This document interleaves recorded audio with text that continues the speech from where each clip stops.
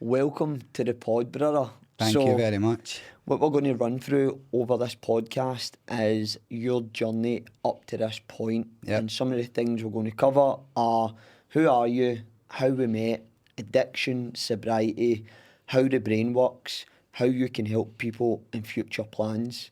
So, to start with, who are you? So, Cal, I'm Jay, for them that doesn't know me. And 6 months ago, I was in the pits of addiction with specifically alcohol and cocaine. And I'm here now to tell my story, not for people's sympathy or whatever that may be. It's to inspire, educate and motivate people. Yep. Because people need to understand that I do not want anybody to get into the position that I was in 6 months ago. That's the reason why I'm here. And hopefully it can help people. Brilliant. So before the addiction part and where the position you were in 6 months ago, before all that, where are you from? So I am from a place called East Kilbride in Scotland. Now, it's pretty much only famous for its roundabouts. Not really much going on. In fact, I think it became third in the Britain's best roundabouts, to be fair. And I'm currently living in Spain just now. Been there 4 years. And what should have been the best 4 years of my life turned out to be the worst 4 years of my life, to be honest. But I come from a good family, good background, football side of things. That's how we met. Yeah. What was it, 20 years ago now? 20 years ago, man. Jesus Christ, man. Makes me feel old. Obviously, you had a bit of a better career than what I did. But yeah, everything was going well, mate, until it didn't. And that's what I want people to understand, that it's so easy for you to lose yourself. And I think that's what happened. In fact, I know that's what happened to me. Yeah. And it happens to a lot of men, mate. Like, it happened to me. That's why we relate on such a high level. Mm-hmm. And obviously we met 20 years ago through football, playing it great in a football club. Great days, mate. Yeah, absolutely loved it. But just to make people clear, we had no contact with each other for 20 until 6 months ago. 6 months ago. And just getting into that, how did we end up getting back in contact? So it was one weekend you'd put up a post. Now, I'd been following you for about 2 to 3 years in the background, just been one of them couch potatoes, one of them judges who goes, what's he doing running on a Sunday? Aye, right, no chance of doing that, no chance of doing X, Y and Z. And then it was one Saturday or one Friday, whenever it was, you put up a story and a reel, and something clicked with me, man. And it's because the day before I was bang on it, and I felt like absolute dog shit on the Saturday, and I was thinking, this can't keep going on anymore, man. It can't keep going on. I'm going to end up topping myself. I'm going to end up killing myself, through drinking drugs. So I reached out. And the funny thing is, and I don't think you even know this, Cal, it was a Saturday I actually did reach out to you, and then we had the game plan call on the Sunday. Yeah. But on the Saturday, mate, you messaged me saying, aye, let's go for it, let's speak. I kind of told you a little bit about my situation and stuff. I still went out and got mad at it, and still went out and got a bag, as if it was like my final hurrah. Aye. And it's... Bowing out. Bowing out of something shit, man, And then obviously we spoke on the Sunday, and that was a bit of a live wire. Mm-hmm. In fact, I probably promised you the world. Yeah. In fact, I did promise you the world, and that's what I used to do with people, mate. I used to promise them the world, and my word never really meant much, to be honest. And you can relate to that, to be fair, because we did speak about it. You said to me, you were quite honest on the call. You're like, I've heard this a million times with people. Yeah. It's down to you. And here I am now, mate, 6 months in, 23 kilos down, doing a podcast on the hope to help people get better, or even just to never let them get in the position I was in. That's where we're at, mate. Mate, like, I remember that call like it was just yesterday. I was in a cafe, the internet was terrible, it was so loud in the background, and I remember you telling me the world, all your big plans, and as I said to you, I've heard it a million times. But even though you said it was like one last hurrah, you bowed out, you did fucking bow out. I know, mate. And you should be very, very proud of that you backed up every word you said on that call. And I'll be honest, I did have my doubts at the start. I even said to Paula, I goes, he's giving me all this chat, but let's see if we can back it up. And you certainly did, mate. I'm very proud for your coaching standpoint, and I know we're here to try and spread the message about addiction, sobriety, and just your journey, because it's powerful, very, very powerful. And let's go into talking about addiction, mate. Give me the lowdown on how bad it got for you, where you were at, money that was spent. Let's get into it, bro. So this is going to be brutal for people and for especially for my family, because I was one of these ones where I thought I was good at hiding it, and there's probably only one person in this whole world that actually knew how bad it was. It was my mate Bex, and my best mate Bex, my housemate, and we were terrible together, Cal. We towards the end of it, we were really, really, really bad. But to start from the start, maybe about 2021, I think that's when I started dipping, really, really, like getting into it quite bad. So was in a sales job. I've been a sales guy all my life. I was described as a rough diamond. Now, that stuck with me for the rest of my life, but I was making some decent money. I was on a sales floor where it was ruthless. You had KYJ next to your name. For anyone that doesn't know, that's keep your job. If you didn't get a sale or a lead in that day, then you would not be there. And that's the sort of pressure I was under. Now, the people I was working with were much older than me, like grown, majority men, let's be honest here, they were. And all I wanted to do was fit in, to be honest with them. So it was one of these ones, you work hard, you party harder. Like, it's exactly what it was. And I wanted to show off to them because I wanted to fit in, mate. I've always wanted to fit in. And that's kind of where it started. Now, on that side, the side note, I was bullied in that place as well by one specific person. And they knew that was happening. But that made it even worse for me because they took everything that he said as quite literal about me and egged him on to do the stuff that he'd done to me. And I even raised it with them. But back then, 15 years ago, whenever it was, 10, 12 years ago, bullying in the workplace wasn't a thing. So I kind of think that's where it started. But then obviously the rave culture side of things, you know what we're talking about, the raves.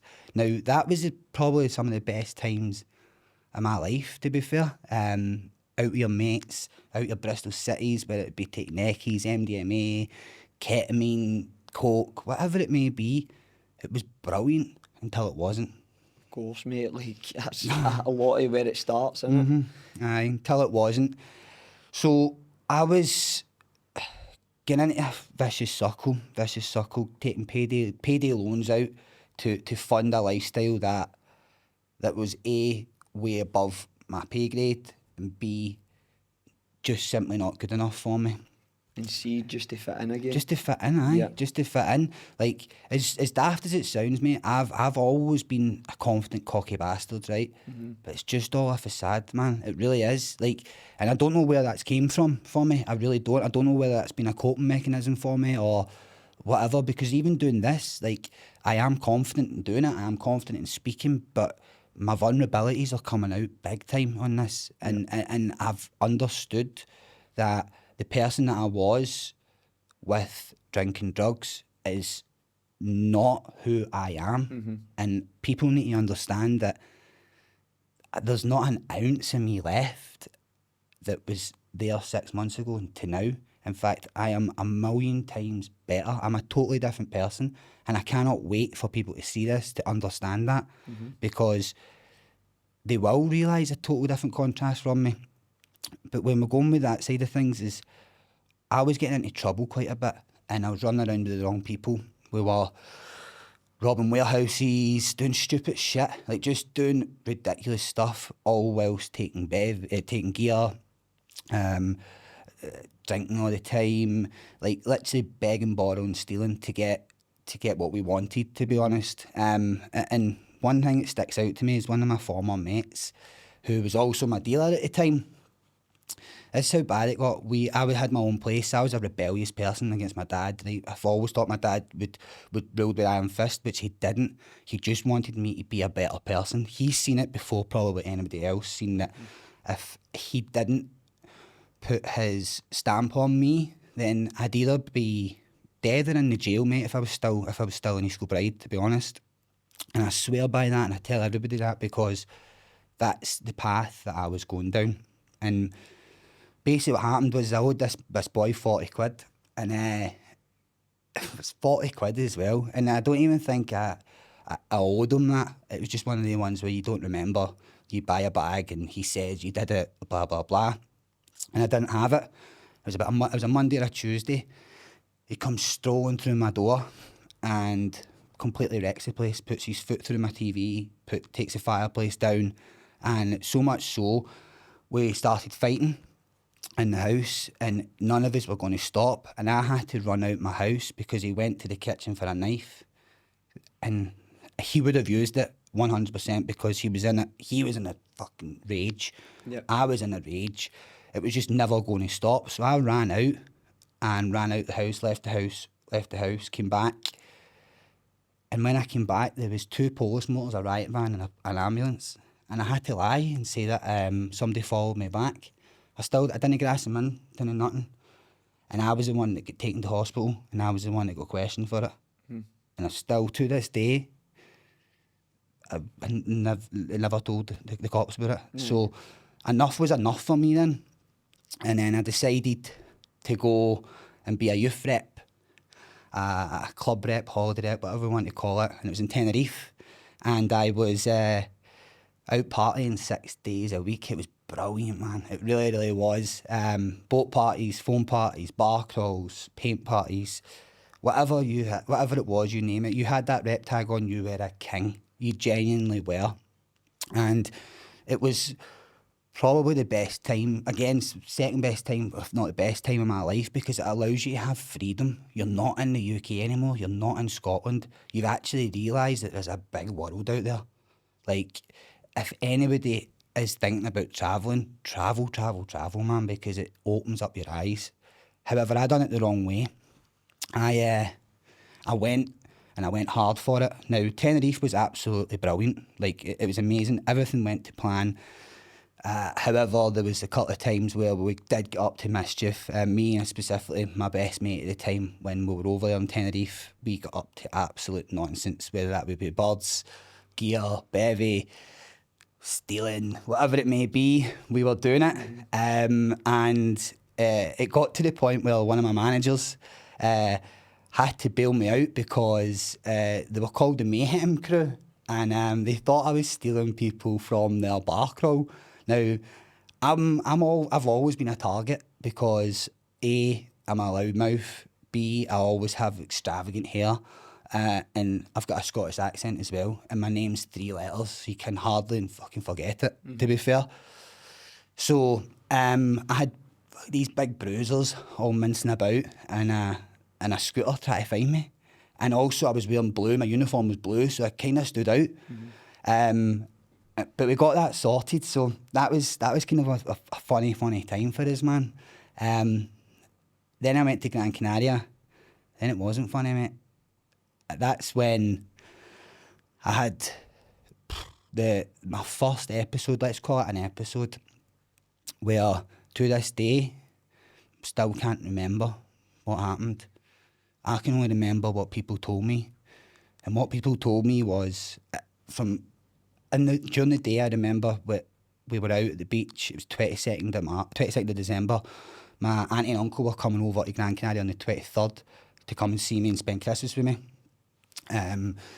And we were at the beach and having bevy. I had sangria, and it was me that actually suggested whether we get a bag of gear.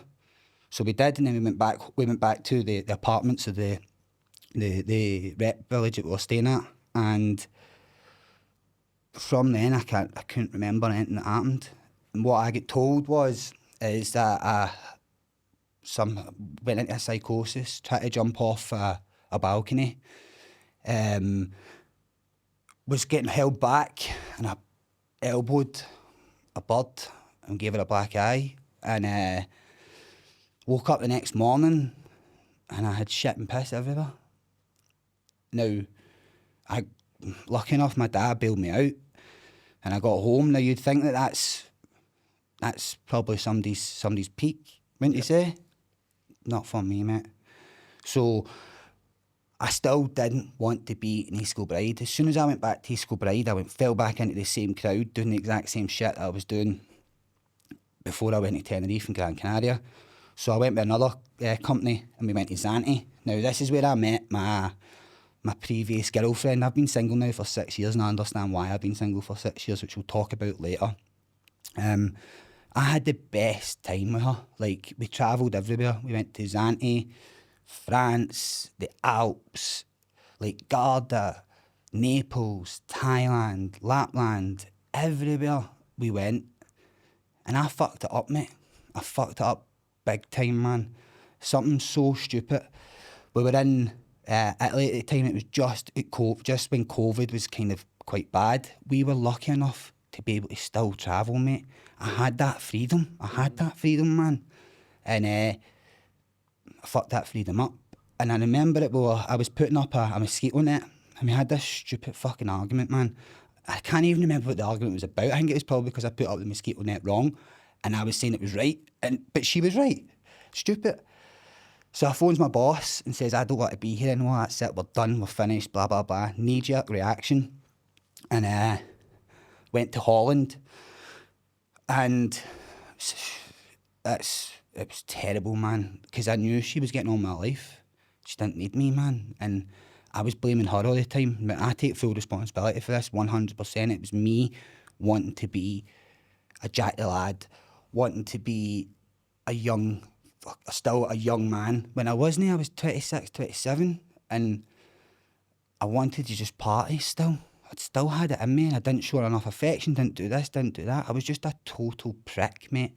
An absolute total prick, and for that I apologise. I genuinely do apologise. It's shocking how I was acting, to be honest. And I'll never forgive myself for that, but it's how I get over that. It's going to be better for me. Mm-hmm. So Holland didn't work for me, obviously. And I went back to my dad's. Now, bear in mind, I had been free for 3-4 years. I was travelling the world. I was seeing the world. I was doing whatever the fuck I wanted. Now, it was COVID, right? And my stepmum wasn't very well, so my dad took COVID quite seriously, and quite rightly so. So I went back and I got fucked into a 2-week lockdown in my bedroom in my dad's house. And that's when the second episode happened, and this is the one where it scares the shit out of me, man. It still scares the shit out of me.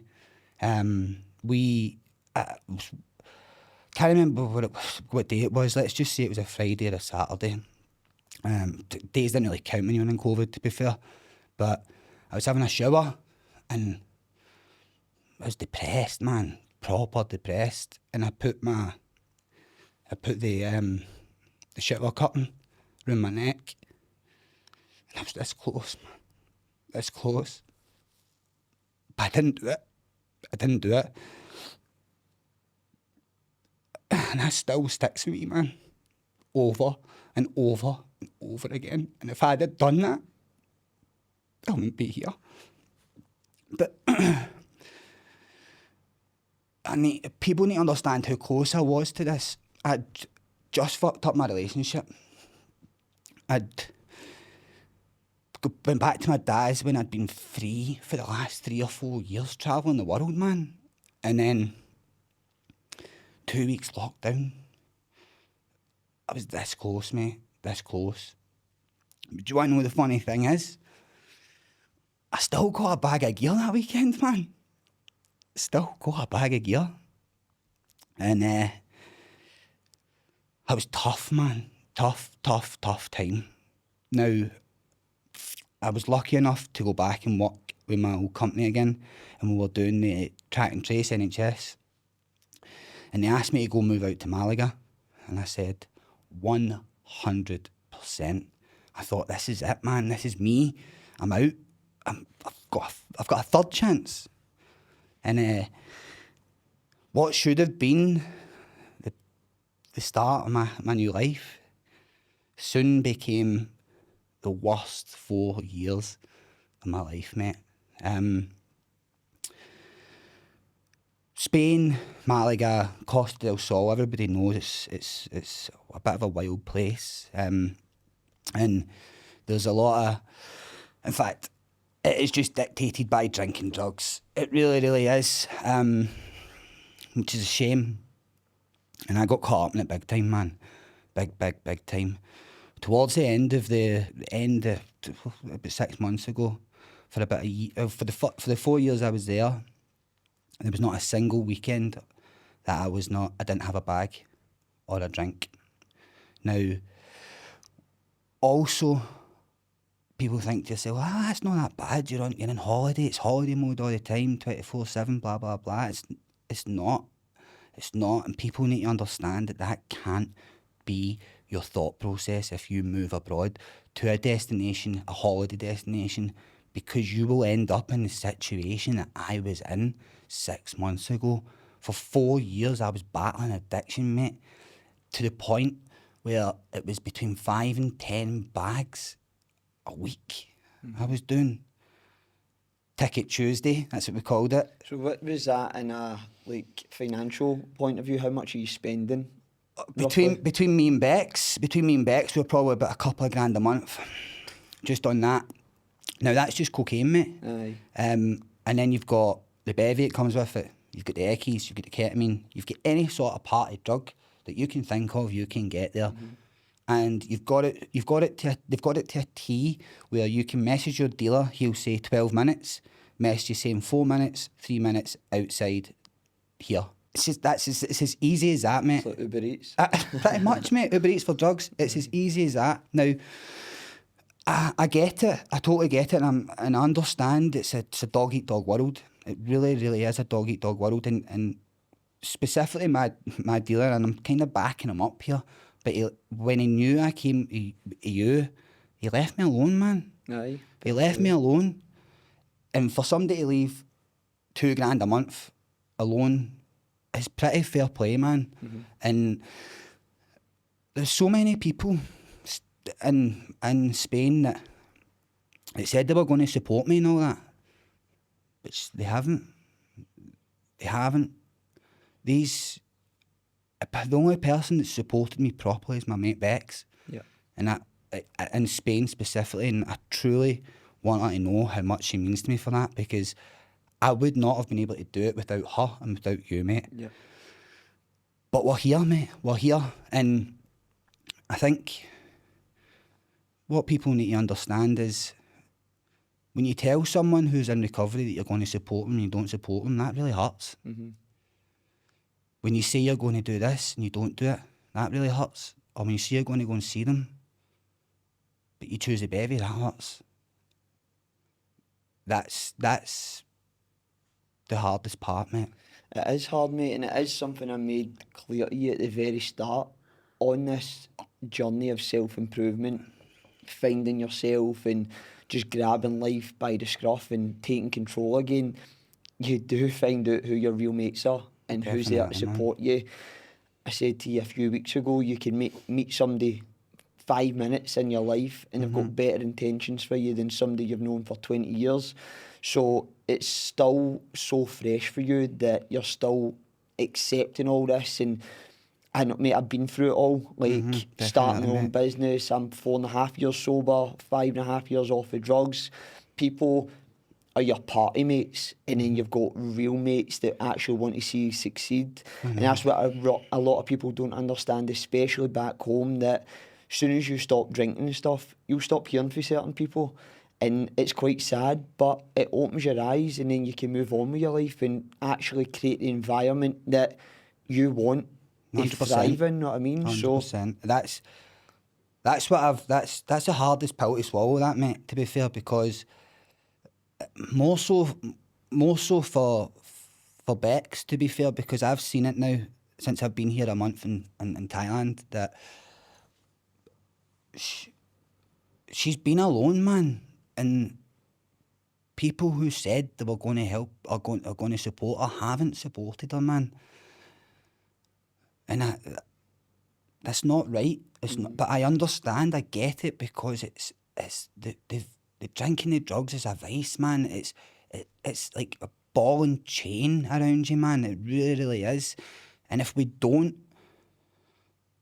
look at it and really seriously look at ourselves, man, we're going to end up 6 feet under. I'm sure of that. And I mean, we've got statistics here that we'll read out.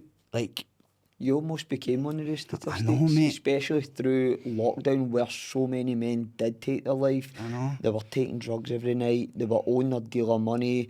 They end up killing themselves. And also, it's not just that, it is common, but through lockdown, because we were all felt caged and we couldn't get out and we didn't have that outlet, a lot of guys like to go and play football at the weekends with their mates, sure, went mate. to the pubs or whatever it is, the outlets were taken away. So what did people do? They just sat in the house, drank, took drugs, and ended up spiraling out of control, man. That's exactly what happened, man. And to think that I could have been a statistic, like, I've got a little sister that she's years younger than me, man. Like, at the time, she was still in primary school. Imagine thinking, not even just that, my mum, my dad, my stepmum, God rest her soul, they would have had to have dealt with that for the rest of their life. And it would have been completely my fault. Completely my fault. That's the most selfish thing that I've ever done in my life, man. In my life. Like, forget about the fact that, like, when my granddad died, I turned up to the bedside pissed. Or when my stepmom died, the first thing I done was get a bag of gear.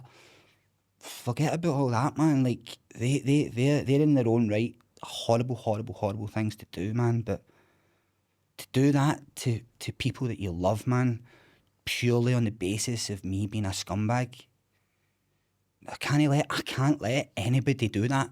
And I will fight until the day I die to prevent that from happening to anybody else, because it's not fair, mate. It's not fair. And the suicide rate, like, one person every 43 seconds commits suicide. So during this podcast, however long this podcast is, you better believe there's probably going to be 100 people that probably kill themselves. 1.5 million people die of alcoholism. 3 million people, die of alcoholism. Indirectly, 1.5 million. Directly, 1.5 million alcoholism. Between 250,000 and 400,000 people die of addiction. This is something that I've never spoke about on social media or anything, but the alcoholism side of things, that's what took my dad when I was 15, and I didn't have a great relationship with him at the time, but the position I'm in now and the people that I've helped over the course of coaching, I wish so much that he was here, that I could help him on a journey to improve himself. And that's why I'm so passionate about what I do, because my biggest vice was always food. I did get into the drugs and the alcohol side of things, but my way out was health and fitness. Your way out was health and fitness. Hundreds of my other clients, health and fitness, it's helped them through the darkest times of their life. It's the most natural form of medicine that we've got to our disposal. So, have you got any other statistics? I do, there? mate, I do. Just so people are aware, because when you were telling me it, I was like, yeah, the reason I want to do this just from my phone is because I had a message from one of the boys last night, and I gave him the statistic, right, and his answer was, Nah, I don't believe that about cocaine. Never heard them they die of cocaine. Aye. What? The facts are here. If you want to go on ChatGPT, if you want to go on DeepSeek, whatever it may be. So here's some of them. Here, right? So we'll start with the global annual drug overdose estimates at 600,000 per year, right? Direct overdose is 250,000 to 400. So the breakdown by drug type, right? 70% of all overdoses is fentanyl, synthetic opioids, smack, so on and so forth. Number 2, coke. Yeah. And the funny thing is the boy that sent that to me says, aye, you hear people dying of eckies and ketamine. That's number 3. So number 2 is coke. Number 3 is that. So you've heard of number 3, but you haven't heard of number 2. And I'll tell you the reason why. It's because you're using that as a justification for you to take it. Aye. There should never be a justification. And I know I'm pot calling the kettle black, but I'm 6 months sober now, and I understand the people like yourself who used to tell people that you can't continue to keep doing what you're doing, or you will end up in a fucking grave early. Yeah. It's as simple as that, mate. As simple as that. But let's make it clear, there is people out there that can go out for a couple of beers with their mates at the weekend. They can control it. They're still productive through the week. They're still a good father. They make their money, whatever it is. But there's other people that are just sitting there with so much potential and letting their weekends ruin them, letting the drink ruin them, the drugs ruin them. And it's the biggest thing that it actually causes is the procrastination. Yeah. Oh, mate. The procrastination, it cripples me, mate. It genuinely cripples me. I actually put a story up about it about a week ago. And I think it was 2 days before the photo shoot or something. And I was sitting on the couch for hours just doing this, and I wasn't looking at nothing. And I knew I was doing it. I knew I was procrastinating. It can sometimes cripple me for days, like a full day. I'll have an outline of everything that I need to get done, and I'll leave it to the last minute to get it done. It's stupid, but that's what drinking drugs has done to me, big time, mate. And it still gets me. Like, I know I've done a lot of damage to my brain, But I'm getting better, mate. And people can get better. People, of course they can get better.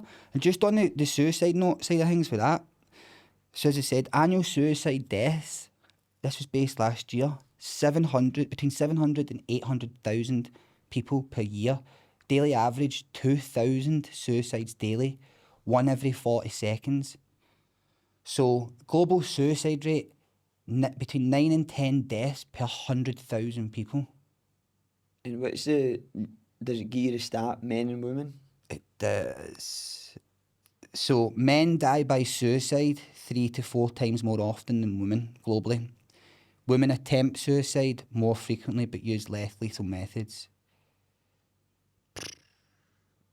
That's brutal, isn't it? It's horrible. It's horrible to think, mate. But then the thing is, right, it's the comparison to drug overdose. Now, we need to understand that there's an overlap on here as well. And the funny thing is, when I was reading this, and this is why AI is brilliant, mate, because AI is genuine. Like, it'll tell you what it knows. A lot of countries, specifically for cocaine, don't record the as a cocaine death. Why is that? We don't. I mean, I've got an idea, but I don't want to put it out there just in case. But I've got a good idea as to why. So to give you an understanding, let's just say between 700 and 800,000 suicides. A drug overdose is 250,000 to 400,000. So as I said, one person every 40 seconds commits suicide. If this podcast lasts an hour, let the people do the maths. Now, we're fighting a losing battle here. We understand we're fighting a losing battle here. However, if we work together, man, we can make that battle a little bit less horrible. Of course, mate. Have a positive impact in the world. Like, you 100%, can't mate. save everybody, and Get that. it's try to help the people that you can help. Like, my mission has always been helping men realise their potential again, building their confidence up to a point that they can take on any challenge and put themselves outside their comfort zone. Yep. You're the perfect example of that. Your journey's there on social media. Everybody can see it. People for this that listen to this podcast are going to get closure. I know it'll be hard for your dad to listen to, some of your family, some of your mates, but you're showing that vulnerability, you're putting yourself out there, you're putting yourself out your comfort zone, which in turn is going to help you grow again to that next level, mate. Definitely, mate. And that for me, this part, is the first time I've ever done that, and the first time in terms of like I've ever spoke freely about just how bad it actually was. And talking works, man. It really, really, really works. And that part, it's out there now, and to the people that do listen to it, in terms of my family and stuff like that, I am sorry. Like, from the bottom of my heart, my name will never be associated with failure again. Never, ever, ever. And my word means something now. Mate, everybody watching this, I've seen the comments on the posts, I've seen the support you've been getting. Your dad will be watching this, maybe it'll be a wee tear in his eye, but he'll be proud as punch. And other people in your family, your close circle, I know they're super proud because they know personally how bad it actually was. They were close to you, they seen it. So for how much you've turned your life around in such a short space of time, mate. 6 months. I preach that. I'll preach it to the day I die. Commit to self-improvement for 6 months to a year, and you can totally transform your life physically, mentally, emotionally, financially. Yep. And it's proven time and time again, but still people will even watch this and doubt it, hate it. Mate. But there'll be people that, one or two people that might go, I'm going to take action. He's inspired me. I want to be in that position as well. So, as we said, we can't help everybody, but your journey will be powerful, and I just want you to keep spreading your message, mate, because it's a powerful, powerful message. So let's talk a bit about the sobriety side of things then. So, sobriety is the best thing ever. Now, I'm wanting to create a lifestyle for, not for people to be jealous of me, but for people to join. Like, sobriety, if used correctly, is a tool. Now, I've said this to yourself a million times. I feel like a superhero in my own life now, rather than a villain. We live in a society that's already fucked and difficult for people to just get by. So why do we put more continuous pressure on ourselves with drink, alcohol, whatever it may be, mental health, etc.? It goes hand in hand. Drink, drugs, mental health. It's a given. It goes hand in hand. I personally think that's why mental health is so high, is because of drinking drugs. I mean, it makes sense. Like, it's not rocket science, mate. It's not what everybody knows what a come down is. Yeah. Like, everybody knows what a come down. People think you only get come downs for bullshit. For drink. You get it. No, sorry, for drugs. You get it for drink as well. 100%. Sometimes even more. 100%. Yeah, I can't like. And I feel like a bit of a preacher, mate, because I am only 6 months into this, right? However, it works. It works. Put it this way, right? I have been, in the 6 months I've done this, right? I have lost 23 kilos, set up a brand, which we'll talk about later, came to Thailand, rebuilt relationships with people back home, done a photo shoot, and I've also been part of a rescue mission for elephants. All in the space of 6 months. 6 months. I've now joined a 1% club with the rescue mission with elephants. Yeah. It's unbelievable. It's unheard of. Like, everything, my whole perspective of life has changed. The words I can't has left my vocabulary forever. And we were talking about it earlier.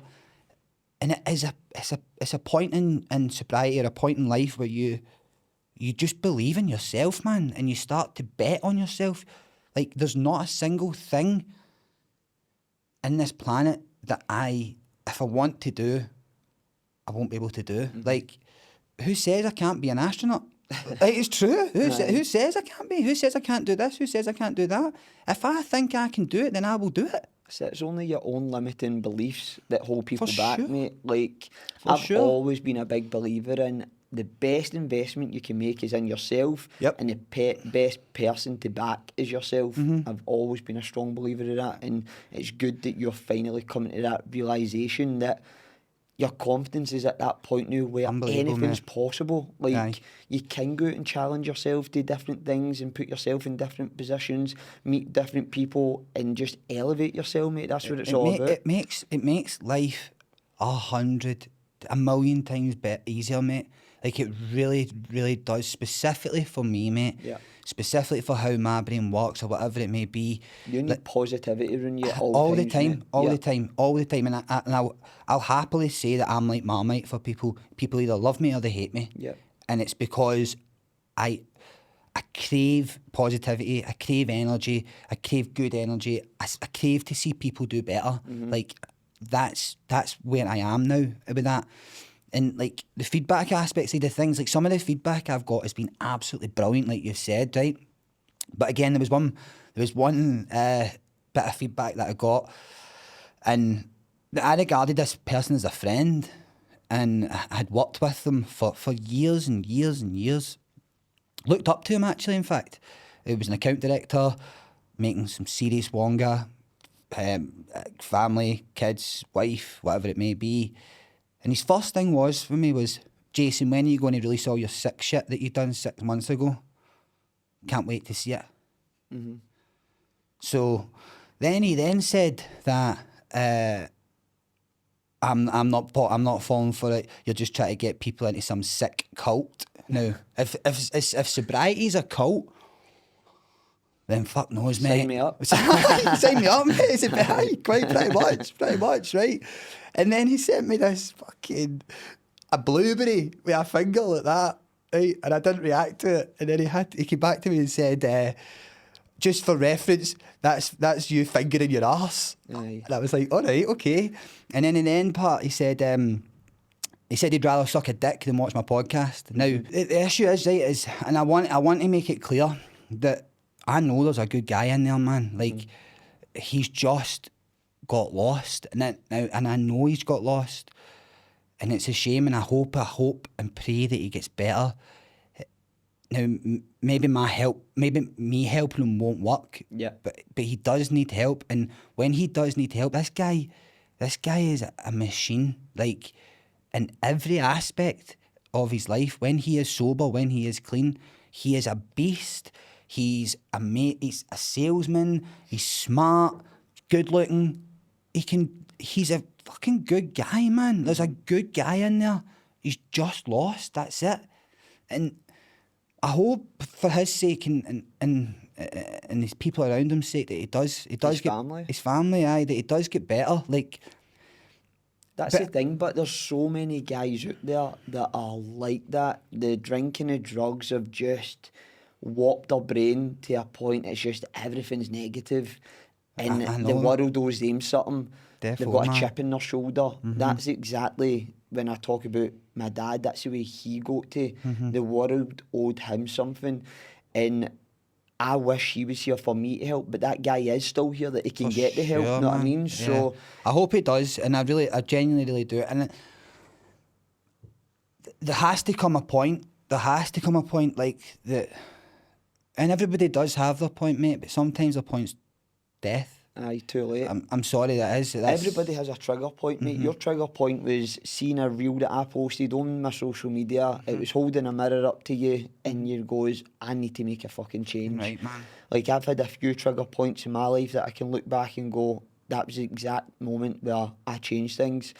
And as much as you can tell people you need to make changes in your life, or you need to sort your life out. They need to realise it themselves. It doesn't matter who it is that's telling them.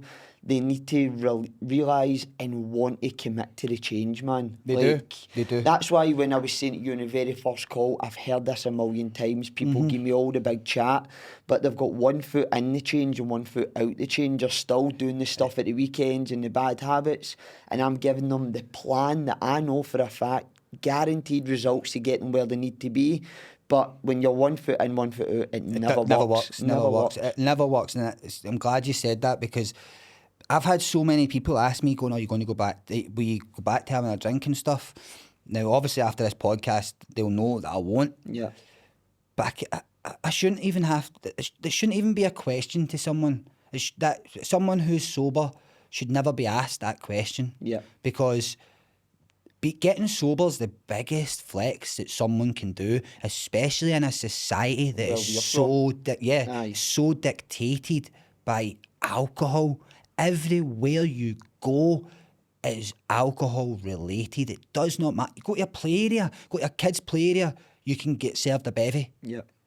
But you're classed as a weirdo if you don't drink, or you've got major issues. Like, for me personally, I didn't stop drinking for, like, as bad as it got for you. That wasn't my reasons. My reasons was, it was through lockdown.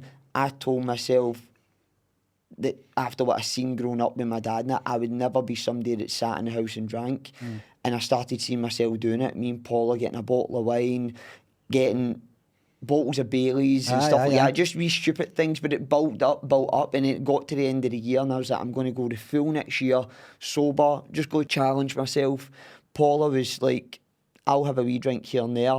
I completed the year, and then she was like, I'm going to do it, because she's seen how good I felt, and then we've never looked back since. So everybody's got different reasons. I don't do it to think, oh, I'm better than you or whatever, but I could see a path that it could possibly go down that I don't want to entertain. The amount of money I've saved from not drinking, taking drugs, I've allowed myself to invest in myself, invest in my business, travel the world, do things that I actually enjoy on the weekends, going hiking, playing sports, whatever it is. That's what I love. Now, I know that's not for everybody, but you need to do what makes you happy, and if there's something that's holding you back in life, you need to make that change, man. For sure.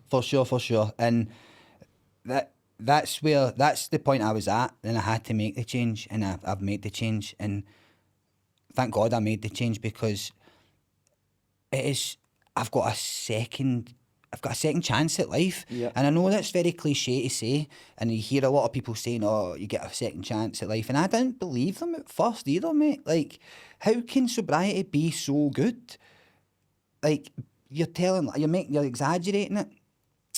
So sobriety for me, right, and what I'm going to do for people isn't, yes, I'm going to preach it, but I'm going to show people how fun sobriety can be.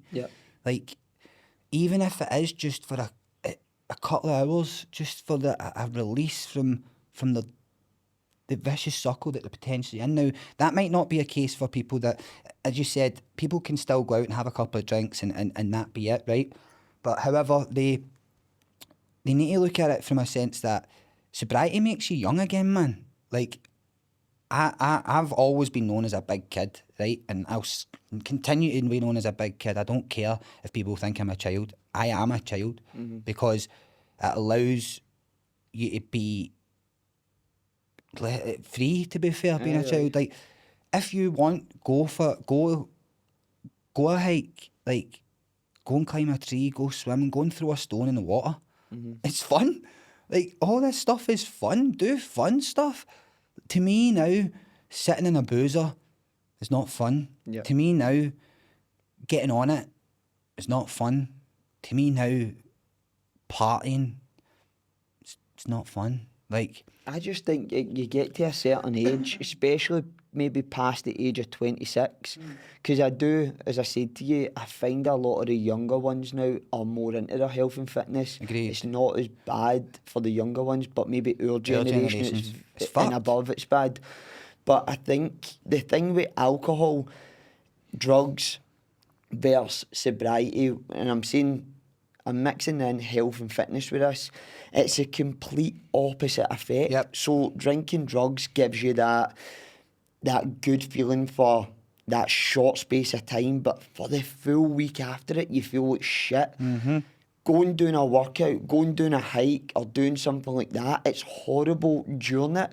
But once you get to the top of that hill, What a buzz. that view, that thing, mate, all of it's worth it. It's all delayed gratification. Yeah. And that's what people, because everything's a click of a button away in this day and age, like your dealer, Yeah. 3 minutes away, 2 minutes Aye. away. Like, people just want instant things, but they're not willing to put a bit of time into themselves to make themselves feel better, know what I mean? And this is a good thing, you put a good point that you brought up. Now, a lot of people have spoken to me and said, it must cost a fortune. It must cost a fortune being healthy. Or it's expensive being healthy. It's not. Like, remember when we talked about it was $2,000 a month I was spending roughly, right? Yeah. Just on coke, with excluding the bevy and stuff. I was in debt. I was miserable. X, Y, and Z. I've invested in myself now, and look where I am, Cal. Like, people should look at this and think, fuck me, because I was a wreckhead. Yeah. Like, and I'll happily say it. I'll happily say that I was a fucking scumbag, mate. Like, but 6 months, I'm here. I'm financially better, physically better, mentally better.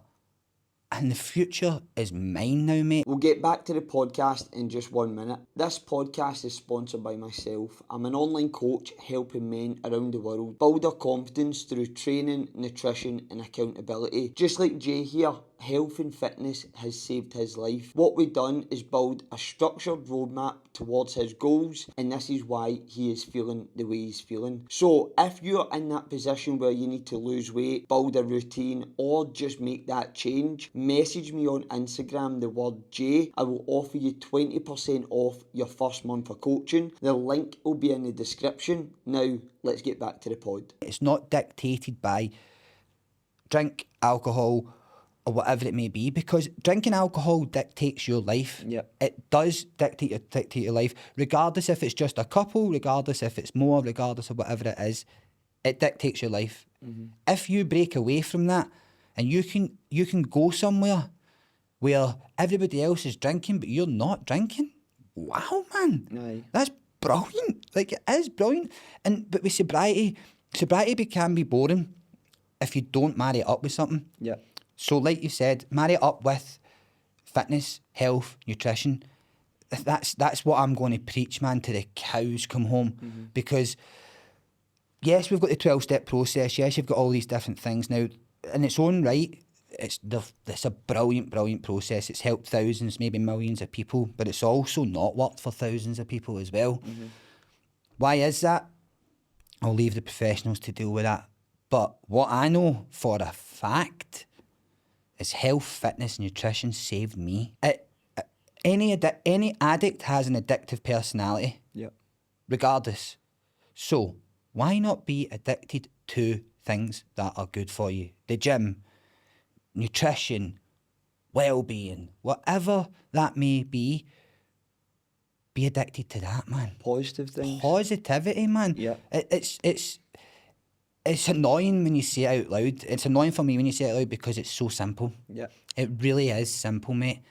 But wherever we got in society, wherever I got in society, we got lost. We lost what being an actual human being was. Like, it's pretty mental, that side of things, mate, when you look at it that way. It is. Like, I used to work in sales as well, and I remember a conversation I had with this 93-year-old on the phone, and I said to her, what are you getting up to this weekend? And she said, I'm going to go and walk the hills with my daughter.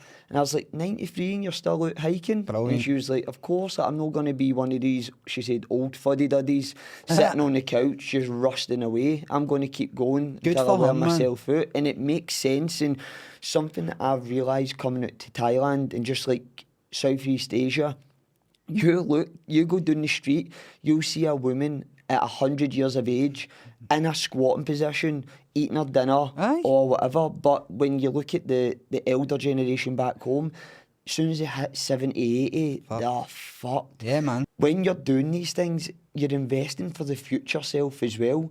When you do have your grandkids, you've still got the energy, the muscle mass to run about and play with the kids. That's why I do it.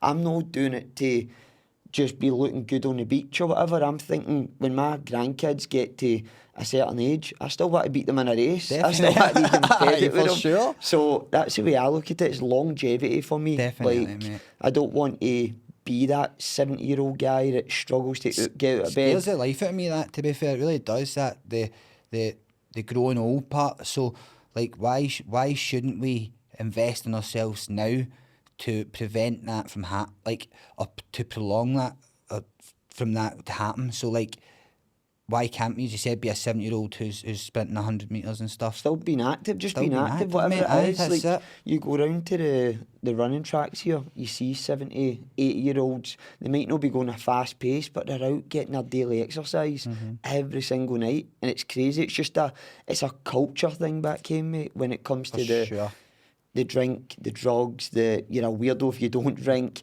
and Stupid, man. There's so many people right now that are sitting on the fence that were in your position 6 months ago. They want to get out of it, but because they're surrounded with their mates, all their mates are still in it, so they don't want to be the one that break the mould, or they don't want to be the one that stops it, and then they've not got any mates anymore. Life's too short for that. Like, you 100%, need to mate. do what's right for you, man. 100%. And what I would say to anybody for that is the first part, the starting part's the hardest part. Yeah. Now, your mates aren't going to be your mates. Your mates will ridicule you for that. Who gives a fuck what they say? Because I promise you, like, quite literally promise you, in 6 months' time, your life will change. If you do not skip a beat, if you stick to the plan, your life is yours again, mate. Just commit to it, aye. Commit. That's it. Just commit to it. You commit to work daily, 9 to 5. You commit to the sesh every weekend. Aye, so just commit to this. Like, it's that part. It's not. How am I going to word this correctly? Because I don't want to sound as if it wasn't hard for me, because it was hard for me, right? But it was sort of hard that it was easy, if that makes sense. Like, I loved doing it. So I loved being in the gym 5 days a week. I loved eating the specific food that I had to eat. I loved measuring it out. I loved trying to experiment with it. I loved different specific supplements, how they made me feel, how they done this, how they done that. And actually allowing yourself to, the food that you eat to work. Like, actually feeling that you are low in energy, you eat something, your energy levels are higher. Yeah. It's a strange feeling at the start. But when you start getting used to it, and you start getting used to your brain and how it works, and how you're meant to... Clears your vision. And how you're meant to feel at that exact specific time without any sort of influence of substance or whatever it may be. Exactly, mate. Is a sort of gratitude that you can never ever... It's unbelievable, mate. Like, and you become powerful, mate. Aye. So powerful with that sort of stuff. Like, I am now in full control of my mind, body, and soul now. And that, to me, is superpowers. That's worth more than any money in this planet. 100%. Like, we eat food every day. People still don't know what the right things to eat, how many calories you should be eating, what's most optimal for them. They don't know what exercises you should be doing in the gym. Like, this is an education process. Like, you have now educated yourself on how to do all this. So there'll be a point where you don't need me, and you'll be able to continue that on forever. sure. And that's where we want to get everybody to. You know what I mean? Like, that's what I want to do, Cal. And I think what people need to understand is I needed you, mate. Like, if it was not from you, I genuinely don't think I would have been here by Christmas this year. Now, whether that had been even an overdose or taking my own life, now, I'll openly say that, because that's at the point where I was. But the programme that you've got, mate, is something that is so simple but effective, if that makes sense. Like, the work that you've put into it in the background for yourself to make it for others is something that people need to understand and need to experience themselves, because how it's managed to change my life is crazy, mate. And I think that's where we need to understand that let's move away from the traditional potential 12-step process or doing it yourself. It is physically impossible to do it yourself, mate. Like, you can only get to a certain level. Like, I would not have been able to get sober myself. I would not have been able to get fit myself. I would not have been able to get into the shape that I got into with that photo shoot by myself. Yeah. Nobody would do it, mate. It's like, everybody needs a team, no matter what sure, it is, mate. And the way I deliver my programme, like, I've put so much time, like 9, nearly 10 years experience into it. I've only been a coach for like 5 years, but I was hitting the gym for another 4 or 5 years before that. And my whole thing is to try and make it as simple as possible for my client. Try and not complicate it. Make it a smooth journey. And it's never a plain sailing journey from A to B. There's going to be bumps in the road. Clients are going to end up ill, injuries, life, things happen. But having somebody in your corner, keeping you accountable, try to keep you on that straight line to get you to your goal is worth its weight in gold. 100%. And you've mentioned it. Your investment to me each month, you've actually saved yourself a fortune over these 6 months, and you're in the best financial position you're in because you're not wasting money on fast food all the time. You're not spending money at your dealer. You're not spending money on alcohol each week. So is the investment too expensive? Of course not. It's not at all. Like, in the way, like, it's people's first excuse. That's it. It's people's first excuse. But the way to look at it is, if you've got a motor, right, and that motor needs an MOT, who do you get to do the MOT? Yeah. The mechanic. Would you do your MOT yourself? No, because it would fail. Yeah. So why do the things that's going to benefit you physically, mentally, emotionally, financially, yourself? Like, you're not going to do it right. It's as simple as that. Unless you have got a PT background, I'm sorry, you're not going to do it right. Even I hired a coach. Aye. Like, I needed the accountability at some point. I'm trying to run a business, take care of my clients. Things can get too much, so having somebody come in and take that thinking out of the week for me, I don't need to think about what I'm eating, don't need to think about what sessions I'm doing that day. It's all scheduled out for me. My coach had a coach as well, so it's like, it's the way the world works, man. As soon as people understand that, though, because I remember my mum, my granny saying to me, like, why are you getting a coach if you're a coach? But people just don't get it. And I feel like you look at all the high achievers in life, they've got structure, routine, accountability. They've invested in people to help them with these sort of things. And that's what helps them get to that next level. I can't wait to level up again, mate, to be fair. So, how your brain works, have we touched on that? A little bit, but I mean, everybody knows that I'm an absolute live wire. I've spoke obviously about the addictive personality aspects of things, but I'm an overthinker, and I want to tell this quite a funny story. So it was about 14 or 15, it was my birthday, and it was a paintballing exercise. And I was in one team, the guys were in another team, of course. But there was a bus at this side here, and I had one of these paintball grenades. So I sparked it, and I was like, take cover! And I flung it, right? And if it went in the bus, we would have won. But it missed the bus by about that. Yep. Almost daily, mate, I think about that. Almost daily. Like, in what way?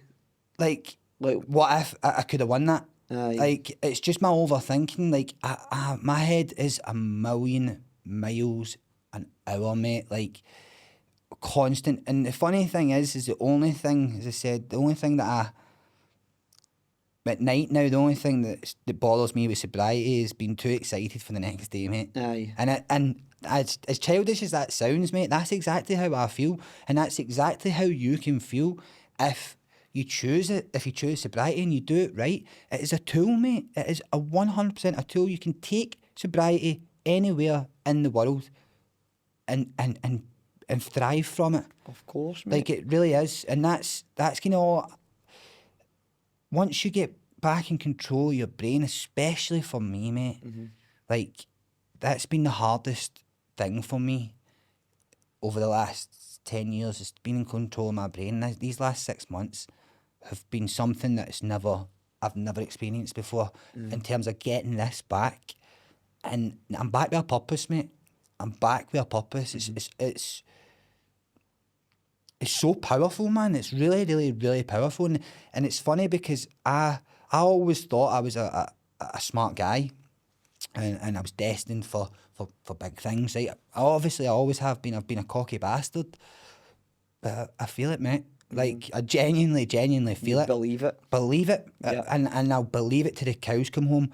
And my message is going to be heard, because it has to be heard. It has to be. And I will do everything in my power to make sure that people get better, or prevent them from getting to the stage that I was at, because it's hell, man. And that guy you spoke about earlier, even though he said all that shit to you, you're not even saying anything bad about him. You're saying this guy just needs help, and you believe there's a good guy in there. 100%, there's a lot of potential in there. There is, and that's.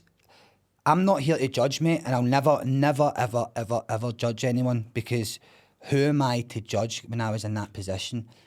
All I'm going to do, mate, is be there from a mentor perspective and help.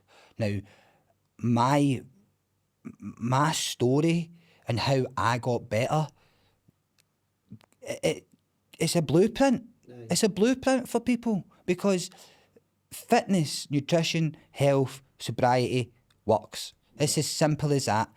6 months' time, if you put in the work that I put in, which was a lot of work, mate. It was a lot of work. But it's not over. It's not like overkill. It's not something... See what I love, just talking about that, like, see some of the messages you would send me after going out a long walk with your dog. You felt on top of the world. And that was just going out, being free with your mind, letting your mind wander. And that's where you plan your future.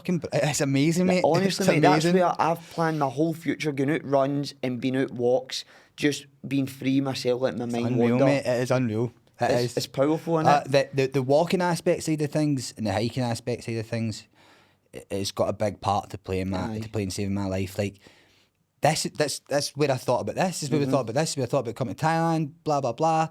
The elephants. It's where I've thought about everything. Yeah. Like, and I was walking probably about 10k a day, just because I loved walking. Aye. Like, and I get that's maybe a bit excessive for people, but who cares? Like, just get out a walk, go out by yourself, man. Aye. Like, I feel people need to spend that time themselves. For sure, because man. When you're surrounded by noise all the time, you can't actually deal with your own thoughts in your head. And that's where I think walking, running, things like that you do yourself, that is meditation, mate. 100%. Meditation, 100%. Man. And I recommend anybody to do that. So with this 15-3, what is it? So 15-3 is, again, part of the sobriety journey, mate. Like, and this is what we mean by investing in yourself. So 15-3 is a brand I've created, which is going to have an online store, a kind of one-stop shop, sorry, should we put that way? And what I'm doing is creating a community of leaders, should we say, and winners and superheroes in their own life. Now, this specific website will have everything that you need to get started on your journey. So whether that be tops, shirts, shorts, whatever it may be, supplement packs, etc. Everything that I've used through my journey will be getting put on that website. Now, the good thing is with this is I joined a mentorship which is called Change. Now, Change is effectively an organisation that teaches you a high-paid skill set, and that high-paid skill set is e-commerce. Now, what they're wanting you to do is break away from the chains of the 9-to-5 working week. Now, I have access to experts daily, whether that be messages, phone calls or video calls. I send them over my ideas. They come back and tell me yes or no. They build the website for me. They help me with my marketing, etc., X, Y, and Z. Now, these guys have actually got clients like Jason Derulo, Wayne Lineker, Eddie Hall, etc., etc. It is one of the best mentorships I've ever been in my life. And that's where I've created 15.3. Now, for everybody who wants to know more about 15.3, I'm actually going to be setting this up purely to help other people as well. Now, with that being said, it's 10% of my proceeds and my profits will be going to a fund which will sponsor people's recovery programme with yourself, Cal, and also Paula. So one male, one female. Every time it gets to a certain level, we will be sponsoring someone to get better, a 12-month programme. Now, with that side of things as well, I'll also give them a starter pack with everything that they need to get themselves on a journey, because we know how hard it is. I know how hard it is to get going. There's maybe some people out there, mums, dads, who's struggling at the moment, who don't have enough money or whatever it may be, that are just struggling, mate. People need help, and that's my way to help people. And that's where it's going. Now, with that being said, is the 15.3 aspect side of things as well is going to have something which is called 15.3 Forever. And I'm going to be setting up a support group based in Costa del Sol. Hopefully, if it pops off, it will be able to branch out bigger in the UK, etc. But this support group's just not going to be a typical kind of around the table talking about your problems, etc. It's going to be based on activities. All them activities are going to be based around sobriety. Now, the reason I'm doing that is sobriety is easy to talk about, but people don't understand it. They don't believe you until they actually try it themselves. So why not give them a taster session of what they can experience every weekend for maybe a couple hours a day? And then it's down to them to decide whether they think that this is the life for them or not. But that's the best way to do it, because you're getting people not just in a room, but out doing walks, hikes, whatever it is you're planning, other like-minded people that are on the same journey. And when you bring those people together, amazing things happen, man. 100%. And the website itself will be going to be live at the end of July. I hope people can support it, man. Like, it's not for me to make millions and millions of money, mate, because it's not. It's genuinely for me to help other people, and it's the way I can give back. Like, it's freedom's what I'm looking for, and time's what I'm looking for. Like, I don't really care about money. Money comes with freedom. Money comes with time. Like, how good would it be to decide to go for a haircut on a Wednesday at 11 o'clock when you're meant to be at work? Like, that's freedom to me, mate. Yep. Like, that is freedom to me. Or going, doing whatever you want to do, not being dictated by what specific day it is what you should be doing on that specific day. Too many people, too many families are working 40 hours a week, to spend a couple hours a night with their kids. And I remember about 4 years ago, I went back to Glasgow for a business meeting, and it was just underneath Glasgow, the central station, the bridge, and it's where the soup kitchen was. The first person that was in that queue, bear in mind it didn't open till 7:30, they were in at 6:30, was a woman who was a nurse with a 2-year-old having to go to a food bank to get her food in a hot counter. It broke my heart. We have to do better as a nation. Scotland has to do better. The UK has to do better. That should not be happening, especially to people that are serving the public like a nurse. Why are we in that situation? It's disgusting. We're a first world country. Come on, man. We need to do better. It's as simple as that, man. As simple as that. Look after one another instead of fighting one another, man. This is all we're doing. Is we're ruining each other. Yep. That's it. I believe that, mate, and I see it. Like, when you move to the other side of the world, yes, everything gets put into perspective, man. It's quite scary. Back home, especially, everybody's trying to keep up with each other. Who's got the biggest watch? Who's got the nicest motor? All that shit. Like, when you come out to Thailand, no one gives a shit. No, they don't. Like, no one. You get a scooter for £100 a month, and that's it. Freedom. That is freedom to me, mate. So elephants, mate. Talk to me about that experience. Right, so I volunteered with the Phuket Elephant Sanctuary. And by the way, check them out. They're the best the best people in the world, right? So these effectively take in elephants who have been mistreated or used as show business, logging, etc., etc. And they've got this big 30-acre sanctuary, absolutely stunning. So I went to do volunteering with them for 3 days because I've always wanted to do a bit of volunteering, and I know it married up with sobriety for me. Now, the reason it did is because these animals had a terrible, terrible upbringing, and they went through some pain and suffering. And addiction is quite similar to that, albeit I done it to myself. They unfortunately didn't. Mm-hmm. But what happens is they get a second chance of life in this sanctuary. And I was fortunate enough, me and 3 other volunteers, Rai, Anya and Niall, we all got asked to go and do a rescue mission of an elephant. That's wild. Wild, yeah, wild, right? So already, I think since 2017, they'd only done 13 rescues. So I was number 14. So we went, her name was Tonga Rai, and she was 40 years old. And now she wasn't living in the most horrific conditions, but it was conditions that shouldn't be sufficient enough for an elephant. And unfortunately, the sanctuary that she was in, the owner just couldn't afford. They'd quite a few elephants, etc. Now, the one thing that really, really pissed me off is they had a lot of human interaction. So they would make them put the trunk up and whatever it may be. It's horrible, really, really horrible, using the hook. And sometimes what they would do is they would sharpen their nail, so put it on the side of the rear to move it and things. Mm-hmm. So we went to the sanctuary that we were getting her from, and got her loaded onto the truck, and we were actually in the truck with her. And you could see it in her eyes, and I know it sounds really silly, but you could see it in her eyes that she knew that she was going to something better. Mm-hmm. And like at the time we'd previously we'd painted the pen and all that for her and stuff. Everything, all that sort of stuff was brilliant.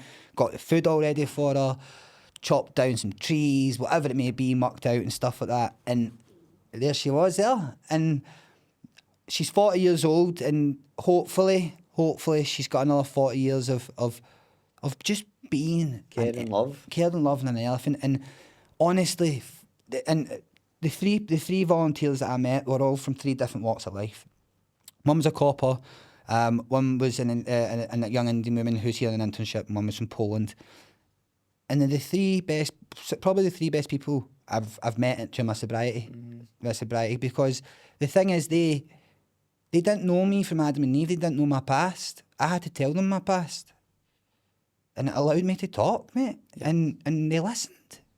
They listened, man. And they're the most awesome people ever. They really, really are. And they've got, especially Rai, she's got a really, really bright future ahead of her. She's an amazing, amazing young woman. And I will be following her journey because she's going to be a successful lady when she's older. She's just full of energy. Niall, he was a copper. The man's been on every continent in the world. On the next couple of months, he's going to Antarctica because he drives boats. Anya, she's off to Miami. It's unreal, mate. The people you meet. Unreal, mate. Unreal. And they're just... I want them to know that they made my experience. They really did. They really did. So that's that. And I hope if people do watch this, and when they watch this and they come to Thailand, is go to Phuket Elephant Sanctuary. You will not be disappointed. Volunteer, man. Mm-hmm. Like, it just gives you a sense. It's so good for the soul, man. Mm-hmm. And it just, like, you understand that it gives you a different perspective in life, to be fair. It really does. Like you said, the watches and the phones and all that, it's all materialistic shit at the end of the day. These animals are majestic, man. They really are. Like, they just... And you can see their thinking when you're looking at you. Like, you can see it in their eyes, man. Here for the dawn of time, man, man, yeah. And they really suss you out. Aye. And I urge anybody to go there and just stare at them and let them stare at you. and let them understand you, man, because I fully believe that Tongariro the elephant understood my background. And as silly as it sounds, mate, You got a connection, mate. Aye. yeah, mate. I mean, it's the only connection I've had with a female in the last six years, isn't it? Brilliant, man. So that's where we're at with that one. Aye. But aye. Amazing, mate. So we'll round it off then, right? Yep. So I just want you to talk about the sort of feedback you've had in your journey, the positive feedback, and how did you find the whole coaching experience? Yeah, so feedback I've had has been absolutely fantastic. I mean, especially from that photo shoot, mate. I think people were a bit surprised and gobsmacked because people, quite rightly so, doubted me, mate. And I would have doubted myself 6 months ago. I didn't know if I had it in me or not. I believed in your process and I believed in the coaching aspect side of things of it. And honestly, people need to understand that you have to get anywhere in life, you have to have someone else to help you. You can't do it yourself. I'm sorry. From start to finish, you've been there for me. And, like, you know how much you mean to me, mate, in terms of what's been done and how it's been done and what I've said to you. But from the bottom of my heart, mate, thank you, because if it wasn't for you and your coaching program and your mentorship and just your brains and knowledge about nutrition, well-being, what to do, how to do it, your positivity, your energy, I don't think I'd have been able to do it myself, mate. And I wouldn't have been able to do it. And there might be other coaches out there that have a different perspective or a different format to you. I don't want to ever experience another coach because your format worked for me, mate. It really, really did. And in the future, I'm going to preach to the high heavens for people to utilise fitness with sobriety through yourself, right? And from that side of things, I'm going to be there in a mentorship, because 2 heads are better than 1, 3 heads are better than fucking 2. Do you know what I mean? So from a fitness perspective, please, guys, reach out, man, because you done something to me that I never thought was possible. Never thought was possible. And that's where we're at with that side of things, man. Yeah, I just seen a lot of myself in you at that point. Someone that was lost, that just needed that guidance, as you said, that diamond in the rough that just needed polished up, mate. That's it, and man. I told you at certain points through the journey that your transformation's got to be a showstopper, and you delivered on it, mate. Like, it's one of the best results I've ever been a part of. Cheers, man. Unbelievable journey. Thank as you. well. And for me, all I ask from my clients, I told you in the first call, the 2 things I can't do for you is lift the weights and eat the food. But if you stick to the plan, follow everything I say and do, I will get you to where you want to be. And now you're in Thailand, completed a photo shoot, you've rescued an elephant, and now you're about to start your own brand and go down that path of helping other people. I can't really believe it, mate, to be fair, and that's what the future holds for me, man. Like, I want people to be a part of my lifestyle, man. I really, really do. Like, I want to find somebody and settle down. I want to have kids. I want people to understand. I don't want their jealousy. There's nothing to be jealous about with me, man. Like, join me, man. Join me. Join you. But you can never you can never stop that, mate. Like, people either hate, be jealous, or find something negative to say no matter what. But you need to just block out that noise, mate. For sure. Something I've learned a long time ago is surround yourself with good people, create an environment where you can thrive. If there's stuff in your environment that's stopping you from flourishing or going to the next level, you need to remove it, man. Like, Definitely. someone needs to break the mould, man. You've broke the mould. You've inspired so many other people that you've had comments from people that you didn't even expect, that you thought you had beef with and stuff. Unbelievable. You know what I mean? So that's how powerful it can be. I appreciate that, mate. And I hope it helps. And I know it's going to help, and I will continue to help people, man. Like, everything that I'm going to do now is going to be spectacular. It genuinely is. It genuinely is, whether that be the Bali Pass, the Himalayas, whatever it may be. But I want people to join me, man. Like, that's all. I don't want the likes, whatever it may be, the follows and stuff. I'm not doing this for popularity at all. I'm not a chance, man. I've just opened my soul to people. I'm doing it to prevent it ever happening to other people, because that's what we need to do, man. We have to continue to keep talking, keep spreading the message, and keep fighting the good fucking fight, man. Don't let it get to that point. Like, try and nip it in the bud 100%, and take mate. action on what you're saying at the minute. So where can people find you on social media? So at 15.3, right here and then on my back, and then we've got JFits92 as well. Brilliant. Yeah, we'll put it on. We'll put it on the podcast anyway for you. Perfect, man. Thingy. But no, listen, and thank you, mate. It's been a fucking pleasure, mate. My man. Well done, my man. Cheers. Thank you. Yes.